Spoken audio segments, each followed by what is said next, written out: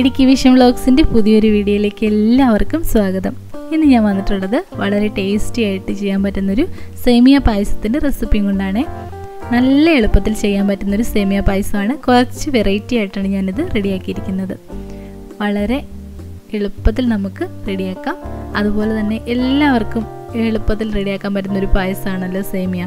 അപ്പോൾ അത് കുറച്ച് ടേസ്റ്റ് കൂടുതലായിട്ട് നമുക്ക് എങ്ങനെ റെഡിയാക്കാം എന്നുള്ളതാണ് ഇന്നത്തെ വീഡിയോ. എല്ലാവർക്കും ഇഷ്ടമാകുമെന്ന് വിശ്വസിക്കുന്നു. ലൈക്ക് ചെയ്യാനും കമൻറ്റ് ചെയ്യാനും അതുപോലെ സബ്സ്ക്രൈബ് ചെയ്യാതെ കാണുന്ന കൂട്ടുകാരുണ്ടെങ്കിൽ സബ്സ്ക്രൈബ് ചെയ്ത് സപ്പോർട്ട് ചെയ്യാനും ആരും മടിക്കരുതേ.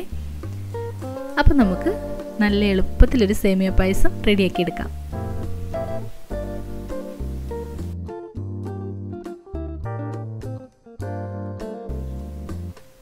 ഈ പായസം റെഡിയാക്കാൻ വേണ്ടിയിട്ട് ഞാൻ എടുത്തിരിക്കുന്നത് വെർമിസെല്ലിയാണ് കേട്ടോ. ബാംബിനോടെ വെർമിസെല്ലിയാണ് എടുത്തിരിക്കുന്നത്.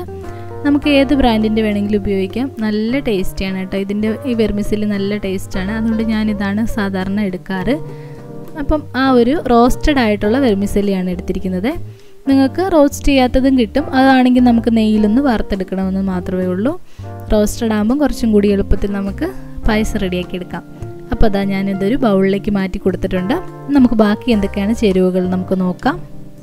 അപ്പോൾ നമ്മളുടെ സേമിയ പായസത്തിലേക്ക് നമുക്ക് അടുത്തതായിട്ട് ചേർക്കാനുള്ളത് നമ്മളുടെ സ്ട്രോബെറിയാണ്. സ്ട്രോബെറി ഇല്ലാത്തവർക്ക് ചേർക്കണമെന്ന് നിർബന്ധമൊന്നുമില്ല കേട്ടോ. സ്ട്രോബെറി ഞാൻ ചേർത്തപ്പോൾ നല്ലൊരു ടേസ്റ്റ് ആയിരുന്നു. അതുകൊണ്ടാണ് ഞാൻ സ്ട്രോബെറി കാണിച്ചിരിക്കുന്നത്. ഞാനിവിടെ 4 വലിയ സ്ട്രോബെറി എടുത്തിട്ടുണ്ട്. പിന്നെ ഞാൻ എടുത്തിരിക്കുന്നത് പഞ്ചസാരയാണ്. പഞ്ചസാര ഞാനിവിടെ 1 കപ്പ് എടുത്തിട്ടുണ്ട്. പഞ്ചസാര നമ്മൾ എടുക്കുന്ന സേമിയയുടെ അളവിനനുസരിച്ചും ഒഴിച്ചു കൊടുക്കുന്ന പാലിൻ്റെ അനുസരിച്ചും ഒക്കെ വ്യത്യാസപ്പെട്ടിരിക്കും കേട്ടോ. എനിക്ക് 1 കപ്പും കുറച്ചും കൂടി ആവശ്യമായിട്ട് വന്നു. 200 ഗ്രാമിൻ്റെ ഞാനിത് ചെയ്തെടുത്തപ്പോഴത്തേനും പായസം ചെയ്തെടുത്തപ്പോഴത്തേനും. പിന്നെ ഞാൻ എടുത്തിരിക്കുന്നത് കാച്ചാത്ത പാലാണ് കേട്ടോ. പിന്നെ വേണ്ടത് ഏലക്കായ.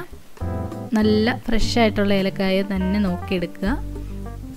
അതിൻ്റെ സീഡ് മാത്രം എടുത്തിട്ട് നമുക്കൊന്ന് പൊടിച്ചെടുത്താലും മതി. പിന്നെ എടുത്തിരിക്കുന്നത് നമ്മളുടെ ഉണക്കമുന്തിരിയാണേ. അത് 1/2 കപ്പ് എടുത്തിട്ടുണ്ട്.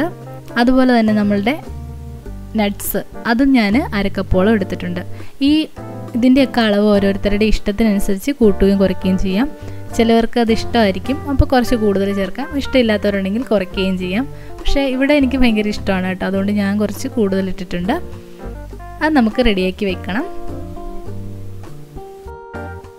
ഇനി നമുക്ക് നമ്മളുടെ സ്ട്രോബെറി ഒന്ന് ചെറുതായിട്ട് മുറിച്ച് വയ്ക്കാം.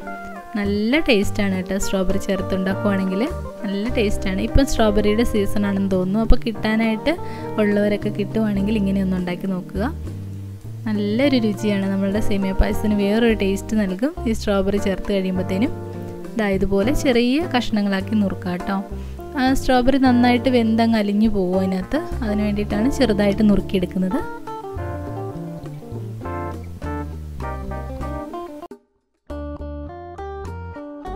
പിന്നെ ഈ സ്ട്രോബെറി ചേർക്കുമ്പോൾ ഒരു ഗുണമെന്ന് വെച്ചിട്ടുണ്ടെങ്കിൽ നമ്മൾ പായസമൊക്കെ കുടിക്കുന്ന സമയത്ത് ആ സ്ട്രോബെറിയുടെ ഒരു അരി ഉണ്ടല്ലോ, അത് നമുക്ക് കടിക്കാനായിട്ട് കിട്ടും. അപ്പോൾ ഭയങ്കര ടേസ്റ്റാണ്, നല്ല രുചിയാണ് കേട്ടോ. അതുകൊണ്ട് നിങ്ങളെല്ലാവരും ട്രൈ ചെയ്ത് നോക്കണേ. അപ്പോൾ നമ്മളുടെ സ്ട്രോബെറിയൊക്കെ ഇവിടെ റെഡിയാക്കിയിട്ടുണ്ട്. ഇനി ബാക്കി എന്തൊക്കെ കാര്യങ്ങൾ നോക്കാം.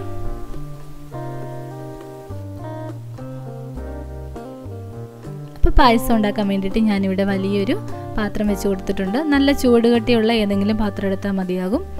അതിലേക്ക് നമുക്ക് ആദ്യമായിട്ട് നെയ്യ് ഒഴിച്ചു കൊടുക്കണം. ഞാനിവിടെ മിൽമയുടെ നെയ്യാണ് കേട്ടോ എടുക്കുന്നത്. 3 ടേബിൾ സ്പൂൺ നെയ്യ് ഒഴിച്ചു കൊടുക്കണം.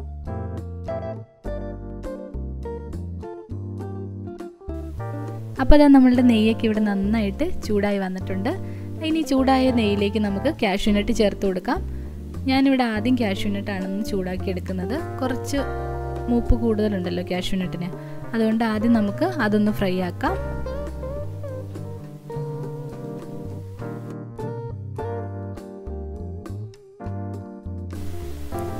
ഒരു മീഡിയം ഫ്ലെയിമിലിട്ട് നമുക്കിത് ഇതുപോലൊന്ന് റോസ്റ്റാക്കി എടുക്കാം. നന്നായിട്ട് എല്ലാ വശങ്ങളിലും ഒരു ഗോൾഡൻ ബ്രൗൺ നിറമാകുന്നത് വരെ നമുക്കൊന്ന് റോസ്റ്റ് ചെയ്തെടുക്കാം. അതിനുശേഷം ഇതുപോലെ ഒന്ന് നീക്കി വെച്ചതിന് ശേഷം നമുക്ക് നമ്മളുടെ മുന്തിരിയും കൂടെ അതിനകത്തേക്ക് തന്നെ ചേർത്ത് കൊടുക്കാം കേട്ടോ. എന്നിട്ട് ഒരുമിച്ച് കോരി മാറ്റിയാൽ മതിയാകും. വലിയ പാത്രമാകുമ്പോൾ നമുക്ക് അങ്ങനെ ഒരു സൗകര്യം ഉണ്ട് കേട്ടോ. പായസമൊക്കെ ഉണ്ടാക്കാൻ കുറച്ച് വലിയ പാത്രം എടുക്കുന്നതായിരിക്കും നല്ലത്. ഉരുളിയിലൊക്കെ ഉണ്ടാക്കുമ്പോൾ ഭയങ്കര ടേസ്റ്റാണ്. ഓട്ടുരുളി ആണെങ്കിൽ പിന്നെ പറയുകയും വേണ്ട കേട്ടോ. നല്ല ടേസ്റ്റ് ആയിരിക്കും പായസം ഉണ്ടാക്കാൻ വേണ്ടിയിട്ട്. ദാ ഇതുപോലെ ഞാനൊരു സ്പേസ് ഉണ്ടാക്കിയിട്ട് അതിനകത്തേക്കാണ് മുന്തിരി ഇട്ട് കൊടുക്കുന്നത്. നമുക്ക് മുന്തിരിയും കൂടെ ഒന്ന് ചെറുതായിട്ടൊന്ന് റോസ്റ്റാക്കി എടുക്കണം. മുന്തിരി ഇടുമ്പോഴത്തേനും പ്രത്യേകം ശ്രദ്ധിക്കണം കേട്ടോ, വേഗം കരിഞ്ഞു പോകും. അപ്പോൾ മുന്തിരിയും കൂടെ ഇതുപോലെ നമുക്ക് റോസ്റ്റാക്കി എടുക്കാം. അപ്പോൾ അതാ നമ്മളുടെ മുന്തിരി ഇവിടെ നന്നായിട്ട് പാകമായിട്ട് വന്നിട്ടുണ്ട്. അപ്പോൾ ഇനി നമുക്കിത് കോരി മാറ്റാം. കുറച്ച് നന്നായിട്ട് ചെയ്യേണ്ട കാര്യം തന്നെയാണ് കേട്ടോ, കാരണം കരിഞ്ഞു പോയിട്ടുണ്ടെങ്കിൽ അതിൻ്റെ ടേസ്റ്റേ മാറിപ്പോവും പായസത്തിൻ്റെ. അതുകൊണ്ട് കറക്റ്റായിട്ട് തന്നെ വറുത്ത് കോരുക. ആ കളറൊക്കെ കറക്റ്റായിട്ട് ഈ ഒരു കളറിൽ തന്നെ നമുക്ക് കോരിയെടുക്കാനായിട്ട് ശ്രദ്ധിക്കണേ.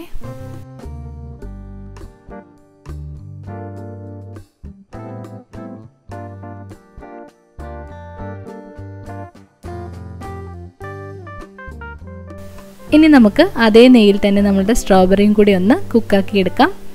അപ്പോൾ ആ നെയ്യ് മാറ്റേണ്ട ആവശ്യമില്ല കേട്ടോ. നെയ്യ് കുറവാണെങ്കിൽ മാത്രം കുറച്ച് ഒഴിച്ചു കൊടുത്താൽ മതിയാകും. 1 ടീസ്പൂണോളം ഒഴിച്ചു കൊടുത്താൽ മതിയാകും.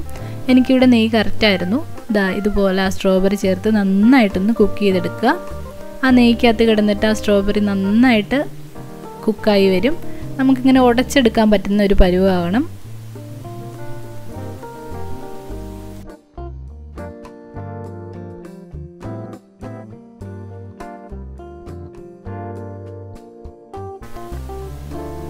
അപ്പോൾ അതാ നമ്മളുടെ സ്ട്രോബെറി നന്നായിട്ട് വെന്ത് അലിഞ്ഞു വന്നിട്ടുണ്ട്.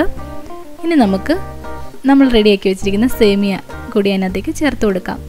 ഇങ്ങനെ ഒന്ന് തവി കൊണ്ടൊന്ന് ഉടച്ചു കൊടുത്താൽ മതിയാവും കേട്ടോ. നല്ല ടേസ്റ്റാണ്. നമ്മുടെ സ്ട്രോബെറിയും കൂടി ചേർത്ത് കഴിയുമ്പോൾ ഭയങ്കര ടേസ്റ്റാണ്. അതുപോലെ തന്നെ നമുക്ക് ഗ്യാസ് സംബന്ധമായിട്ടുള്ള ഒരു പ്രശ്നവും വയറിന് പായസം കുടിച്ചാലൊന്നും വരത്തില്ല. ഇങ്ങനെ ചെയ്യുവാണെങ്കിൽ നല്ലൊരു പായസമാണ് കേട്ടോ. അപ്പോൾ ഞാനിവിടെ എല്ലാം റെഡിയാക്കി വെച്ചിട്ടുണ്ട്. ഇനി നമുക്ക് നമ്മുടെ സേമിയയും കൂടെ അതിനകത്തേക്ക് ചേർത്ത് കൊടുക്കാവേ. സേമിയ റോസ്റ്റഡ് ആണ്, അതുകൊണ്ട് ഇനിയും വെയിറ്റ് ചെയ്യേണ്ട ആവശ്യമൊന്നുമില്ല. നമുക്ക് സേമിയ ചേർത്തിട്ട് ഒന്ന് ഇളക്കിയതിന് ശേഷം നമുക്ക് പാലും കൂടി ചേർത്ത് മിക്സ് ചെയ്തെടുക്കാം. പാലിൻ്റെ അളവെന്ന് പറയുന്നത് നമ്മൾ എടുക്കുന്ന സേമിയയുടെ അളവനുസരിച്ച് വ്യത്യാസപ്പെടും കേട്ടോ. നമുക്കിപ്പം സേമിയ കൂടുതലാണെങ്കിൽ പാലും കൂടുതലായിട്ട് ചേർക്കേണ്ടതായിട്ട് വരും. അപ്പോൾ ഞാനിവിടെ എടുത്തിരിക്കുന്നത് ഏകദേശം 2.5 ലിറ്ററോളം പാൽ എനിക്ക് വേണ്ടി വന്നു. അപ്പോൾ ആ ഒരു സേമിയ എന്നൊക്കെ പാലൊഴിച്ച് കൊടുത്തതിന് ശേഷം നമുക്കൊന്ന് വേവിച്ചെടുക്കാം. അതിന് ശേഷം നമുക്ക് ആവശ്യമെങ്കിൽ മാത്രം പിന്നെ നമുക്ക് ചേർത്ത് കൊടുത്താൽ മതിയാകുമേ. ഇപ്പം ഞാൻ ഇതുപോലെ ഇത്ര ഒഴിച്ച് കൊടുക്കുന്നുണ്ട്. ഇനി കുക്കായി വരണമല്ലോ, അതുവരെ നമുക്ക് വെയിറ്റ് ചെയ്യാവേ. അപ്പം നമ്മളുടെ സേമിയ 3/4 ഭാഗത്തോളം കുക്കായി വന്നിട്ടുണ്ട്. ആ സമയത്താണ് കേട്ടോ ഞാൻ പഞ്ചസാര ചേർത്ത് കൊടുക്കുന്നത്. ഏകദേശം ഒരു 1.5 കപ്പ് പഞ്ചസാര വേണ്ടി വന്നു. മധുരം ഓരോരുത്തരുടെ ഇഷ്ടത്തിനനുസരിച്ച് കൂട്ടുകയും കുറയ്ക്കുകയൊക്കെ ചെയ്യാം. നമ്മൾ പഞ്ചസാരയൊക്കെ നമുക്ക് അളവ് നോക്കി ചേർത്ത് കൊടുത്താൽ മതിയാകും. പഞ്ചസാര ഏകദേശം സേമിയ ഒന്ന് വെന്ത് വന്നതിന് ശേഷം ചേർത്ത് കൊടുത്താൽ മതിയാകും കേട്ടോ. അല്ലാന്നുണ്ടെങ്കിൽ ചിലപ്പോൾ സേമിയ വേവാനായിട്ട് കുറേ കൂടി സമയമെടുക്കും. നമ്മൾ ഈ പാക്കറ്റുകളിലൊക്കെ മേടിക്കുന്ന റെഡി മിക്സ് സേമിയകൾ വെക്കുമ്പോൾ റെഡിയാവാതെ വരുന്നതിന് കാരണം അതാണ്. പായസത്തിൻ്റെ കൂടെ തന്നെ നമ്മുടെ പഞ്ചസാരയും കൂടെ അങ്ങ് ചേർക്കുവാണല്ലോ സേമിയ വേകുന്ന സമയത്ത് തന്നെ. ചിലതൊക്കെ വേവാതിരിക്കും. അപ്പം നമുക്ക് ഇങ്ങനെ ഉണ്ടാക്കുന്നതാണ് നല്ലത് കേട്ടോ, എപ്പോഴും പായസം മിക്സിനേക്കാളും. പിന്നെ ഞാൻ അതിനകത്തേക്ക് ചേർത്ത് കൊടുക്കുന്നത് നമ്മളുടെ സ്ട്രോബെറി എസൻസ് ആണ് കേട്ടോ. നമ്മുടെ ആ പായസത്തിന് ചെറിയൊരു ടേസ്റ്റിന് വേണ്ടി മാത്രമാണ്. ഇഷ്ടമുണ്ടെങ്കിൽ മാത്രം ചേർത്ത് കൊടുത്താൽ മതിയാകും. ഒരു 1/2 ടീസ്പൂൺ സ്ട്രോബെറിയുടെ എസൻസ് കൂടി ചേർത്ത് കൊടുത്തിട്ടുണ്ട്. ഇനി നമുക്ക് നന്നായിട്ട് മിക്സ് ചെയ്യാം. ലാസ്റ്റായിട്ട് നമുക്ക് ഏലക്കാപ്പൊടിയും കൂടി ചേർത്ത് കൊടുക്കാം. ഏലക്കാപ്പൊടിയും കൂടി ചേർത്ത് കൊടുത്തു കഴിയുമ്പോൾ നമ്മുടെ പായസത്തിൻ്റെ മണവേ മാറും. നല്ലൊരു മണമാണ് കേട്ടോ. അപ്പോൾ നമുക്കിങ്ങനെ വളരെ ടേസ്റ്റി ആയിട്ടുള്ള എളുപ്പത്തിൽ നമുക്ക് റെഡിയാക്കാൻ പറ്റുന്നൊരു സ്ട്രോബെറി സേമിയ പായസത്തിൻ്റെ റെസിപ്പിയാണിത്. നിങ്ങളെല്ലാവരും ഒന്ന് ട്രൈ ചെയ്ത് നോക്കുമല്ലോ. ട്രൈ ചെയ്തിട്ട് ഇഷ്ടമായിട്ടുണ്ടെങ്കിൽ കമൻറ്റ് ചെയ്യാനും ലൈക്ക് ചെയ്യാനും സബ്സ്ക്രൈബ് ചെയ്യാനും ഒന്നും മടിക്കരുതേ. ഇനി നമുക്ക് ലാസ്റ്റായിട്ട് അതിനകത്തേക്ക് നമ്മൾ റെഡിയാക്കി വെച്ചിരിക്കുന്ന കിസ്മിസും കാഷ്യൂ നട്ട്സും ഉണ്ടല്ലോ, അത് നമുക്ക് ചേർത്ത് കൊടുക്കാം കേട്ടോ. ഇത് തിളച്ച് റെഡി ആയിട്ടുണ്ട്. ഇനി നമുക്ക് നമ്മളുടെ കിസ്മിസും കാഷ്യൂസും കൂടി ചേർത്ത് നമുക്ക് ഫ്ലെയിം ഓഫ് ചെയ്യാം. കണ്ടോ, ഈ ഒരു കൺസിസ്റ്റൻസിയിൽ നമുക്ക് റെഡിയാക്കി എടുത്താൽ മതിയാകും. ഇരിക്കുമ്പം കുറച്ചും കൂടി കുറുകി കിട്ടും കേട്ടോ. ഭയങ്കര ടേസ്റ്റ് ആയിട്ടുള്ളൊരു പായസമാണ്. അപ്പോൾ എല്ലാവർക്കും ഇന്നത്തെ വീഡിയോ ഇഷ്ടമായിട്ടുണ്ടാകുമെന്ന് വിശ്വസിക്കുന്നു.